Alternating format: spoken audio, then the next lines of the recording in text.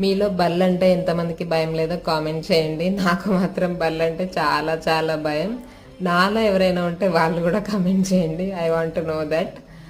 So ఎప్పుడైనా బల్లి మీద పడినా, అనుకోకుండా బల్లిని తాకినా బల్లి దోషాలు వస్తాయి అని అంటారు కదా.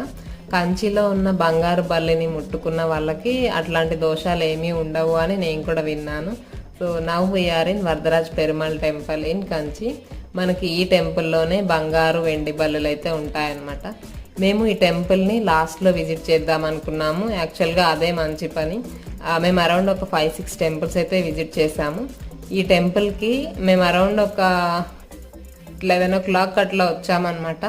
ఆ బంగారు బలిని దర్శనం చేసుకొని బయటికి వచ్చేపాటికి అరౌండ్ 1 o'clock అయింది.